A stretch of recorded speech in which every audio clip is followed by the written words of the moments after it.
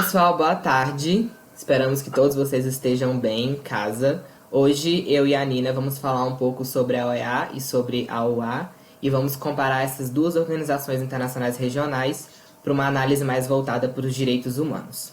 Pode passar, por favor, Nina.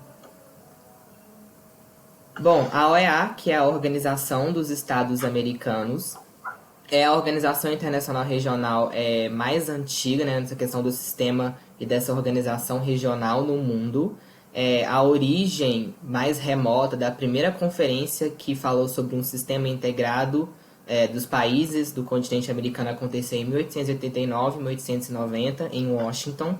Nessa primeira reunião já foram discutidas algumas questões que vão fundamentar e que vão dar base posteriormente para o surgimento da OEA. Mas a organização em si só foi surgir em 1948 com a Carta da OEA, que foi constituída e assinada em Bogotá, na Colômbia. E os principais objetivos da OEA como organização é garantir a paz e a segurança dentro do continente americano, promover e consolidar a democracia representativa, prevenir o surgimento de conflitos armados, então sempre buscar a utilização de soluções pacíficas das controvérsias. E a Carta da OEA também prevê algumas cláusulas ligadas, caso aconteça o surgimento de algum conflito armado, como os estados devem atuar e agir em relação a isso. Procura também resolver questões ligadas a problemas políticos, jurídicos e econômicos, sanar algumas disparidades sociais, culturais e econômicas que existem nos países, erradicar a pobreza, que é um dos tópicos que a OEA acaba martelando muito e discutindo muito sobre, e alcançar uma efetiva limitação de armamentos convencionais. Pode passar, por favor, Nina. Como eu disse, a nossa frente de análise vai ser voltada mais para a questão dos direitos humanos e como essas duas organizações agem em relação a esse tópico. E a OEA, em específico, ela tem o que a gente chama de Sistema Interamericano de Proteção aos Direitos Humanos, que é basicamente a junção dos dois principais órgãos da organização que vão falar sobre essa temática, que é a Comissão Interamericana de Direitos Humanos e a Corte Interamericana de Direitos Humanos. A gente vai começar, então, falando sobre a Comissão Interamericana de Direitos Humanos, que é um órgão composto por 7 juristas que são eleitos, e ela é criada para promover a observância e defesa dos direitos humanos, além de servir como uma instância consultiva da organização nessa área. Então, a Comissão Interamericana ela vai ter diversas funções, como, por exemplo, formular diversas recomendações aos Estados membros sobre como eles devem agir, como eles podem implementar ou melhor implementar os direitos humanos dentro dos seus países, vai produzir uma série de estudos e uma série de informações sobre os direitos humanos. É muito esperado todo ano um relatório que a Comissão Interamericana produz, que relata detalhadamente como andam os processos de implementação e defesa dos direitos humanos dentro de cada país do continente americano. Eles também fazem diversas conferências e seminários acadêmicos para disseminar o conhecimento sobre essa área e também para consultar outros países, pesquisadores desses países e trazer maior diversidade nessa temática. A comissão tem uma força muito grande também em solicitar aos Estados-membros o fornecimento de algumas informações sobre as pautas de direitos humanos. Então, geralmente, os Estados tendem a acatar quando a Comissão Interamericana pede com que eles enviem alguns materiais, informações sobre como andam os direitos humanos nesses países. Monitorar os direitos humanos, inclusive com visitas programadas e presenciais. É enviada uma comissão para um país para poder averiguar situações específicas ou gerais ligadas aos direitos humanos, tudo isso supervisionado pela OEA e pelo governo do país. E também levar casos para serem julgados na Corte Interamericana de Direitos Humanos. Isso também é uma das maiores funções da comissão.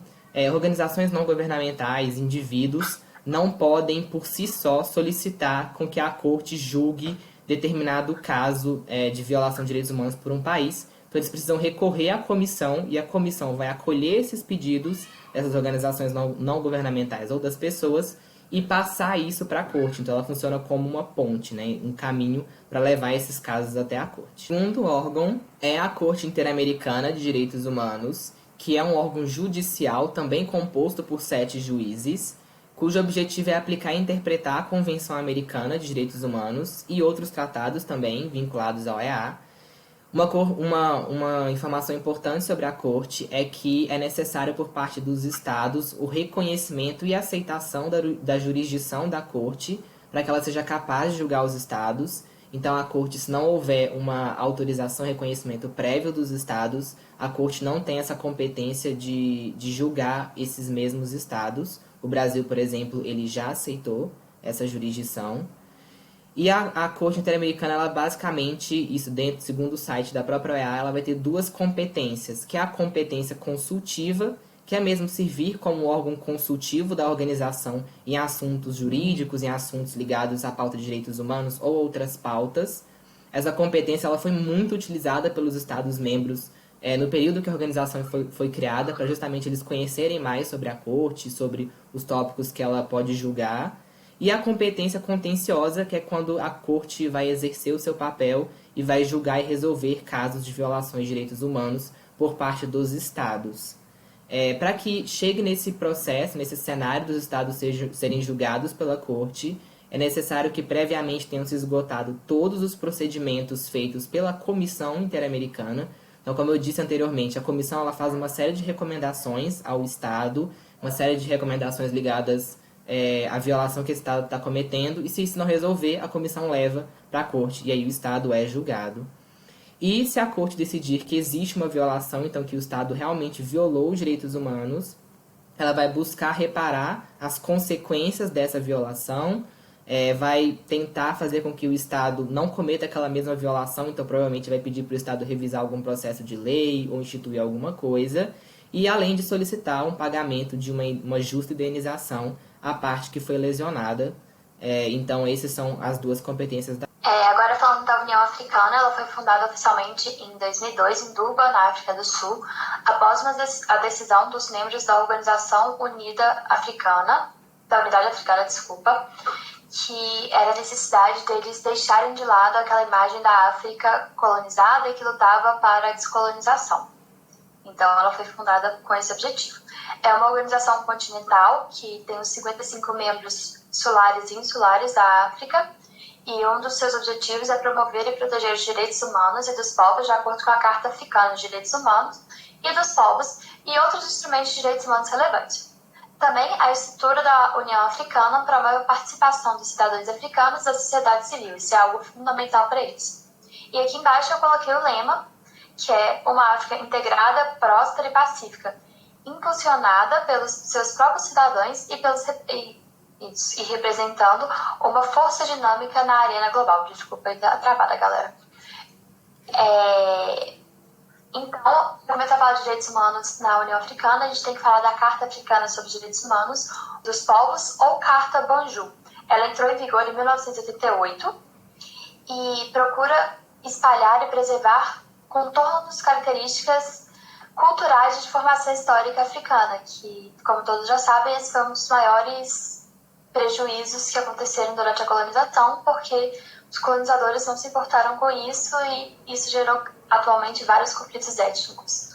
Os principais aspectos da Carta, então, são a consagração dos valores tribais como corolário do espírito da Carta, a disposição singular não só dos direitos, mas também dos deveres dos indivíduos africanos para com seus grupos e familiares, e a afirmação conceitual de direitos dos povos como direitos humanos, em especial aqueles concernantes ao direito e à independência, à autodeterminação e autonomia dos Estados africanos.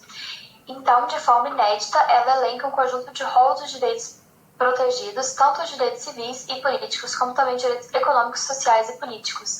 Além disso, ela permite a atuação de entidades não estatais em algumas conferências da Comissão Africana, como eu vou falar à frente. Com as questões judiciais e jurídicas, bem como as questões de direitos humanos, a gente tem que destacar 5 deles. O primeiro é a Comissão Africana dos Direitos Humanos e dos Povos. É um órgão destitutivo de caráter judicial que visa a não obrigatoriedade de suas decisões. Ela é composta por 11 membros eleitos pela Assembleia dos Chefes e tem mandatos de 6 anos cada um. A comissão realiza seu trabalho através da ocorrência de pelo menos 2 sessões ordinárias anuais. Cada sessão tem duração de aproximadamente 2 semanas. E essa sessão pode ser aberta ao público ou não. A principal esfera de atuação da comissão se dá no campo de promoção de direitos humanos, A partir da examinação de relatórios periódicos apresentados pelos Estados e investigação, debate e elaboração de relatórios conclusivos frente à denúncia de violações de direitos humanos salvaguardadas pela Carta que eu falei anteriormente.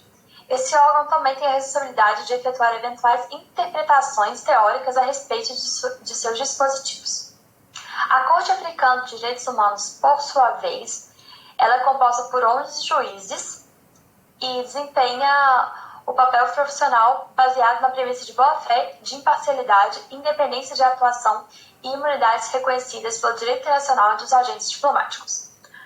A Corte possui a capacidade de análise de denúncias e casos de violação dos direitos humanos na África, competência contenciosa e competência consultiva. Nesse sentido, segue o módulo e a dinâmica jurisdicional da atuação dos demais tribunais regionais, seja ele a Corte Europeia de Direitos Humanos, a Corte Internacional de Direitos Humanos. Pode-se apresentar demandas à Corte, pode pedir a participação de ONGs para analisar casos individuais, podendo se apresentar denúncias à Corte, tanto os Estados, tanto as ONGs, tanto os indivíduos. A Corte possui a competência para interpretar e emitir pareceres sobre qualquer temática jurídica prevista na Carta Africana. A União Africana sobre Direito Internacional tem a principal função de fortalecer e consolidar os princípios de direito internacional e chegar a um acordo sobre abordagens comuns para o desenvolvimento jurídico internacional. Dessa forma, ela auxilia na revisão dos tratados existentes, na identificação das áreas em que os novos tratados são necessários e na preparação de minutas para os tratados. Ela também realiza estudos sobre as questões jurídicas de interesse da União e de seus Estados-membros. O Conselho Consultivo sobre a Corrupção tem o objetivo de diminuir a corrupção dentro do país a partir eu vou cortar. E o Comitê Africano de Peritos sobre os Direitos e Bem-Estar das Crianças tem o objetivo de cuidar diretamente da implementação dos direitos humanos e o bem-estar das crianças, como o próprio nome diz. Vou apresentar agora os critérios que nós utilizamos para escolher a Organização dos Estados Americanos e a União Africana. O primeiro critério de análise foi que ambas as organizações englobam majoritariamente países do sul global, com exceção do caso do Canadá e dos Estados Unidos, que fazem parte da OEA. Todos os outros estados pertencem a essa definição do sul global. E também porque são organizações regionais que trabalham com a temática dos direitos humanos. A preocupação e a abrangência dos direitos humanos estão dentro das cartas que compõem essas organizações. Então a gente quis pegar elas justamente para analisar quais são as temáticas que elas abordam, se são parecidas, se são diferentes, e se são diferentes, quais são essas diferenças, e analisar quais são os mecanismos, os órgãos que ambas as organizações possuem para garantir a observância e o cumprimento desses direitos. Por fim, a gente pensou também em entender o contraste entre as organizações que foram fundadas em períodos diferentes. A OEA foi fundada em 48 e a União Africana foi em 2002. E a gente percebe que, apesar dessa distância, né, da criação, elas têm um escopo bem parecido, de certa forma, e a gente vê até que a União Africana tem uma questão ainda mais básica que eles estão lidando. Então a gente achou interessante como, apesar desse contraste temporal, a maneira de atuação delas se difere. Não se difere tanto. Então, três aspectos que nós definimos como importantes para analisar a atuação dessas duas organizações em relação aos direitos humanos. O primeiro tópico de análise foi a questão da abrangência dos Estados-membros. Então, quantos estados fazem parte dessas organizações em relação ao número de estados que existem no continente que essas organizações atuam. Então, no caso da OEA, todos os 35 estados independentes do continente americano fazem parte da OEA. No caso da União Africana, ela engloba 55 estados que compõem o continente africano solar e insular. Então, nesse processo, a gente percebe que ambas as organizações englobam todos os países do continente e que isso acaba refletindo no ponto de vista da participação de todos esses estados no processo dos debates e nos processos decisórios. A segunda variável que a gente analisou foi a questão da estrutura, de como essas organizações conseguem vigiar, garantir com que os direitos humanos sejam cumpridos nos estados que fazem parte das organizações. E a OEA ela vai ter, como eu apresentei anteriormente, os dois órgãos, que é a Corte e a Comissão Interamericana de Direitos Humanos.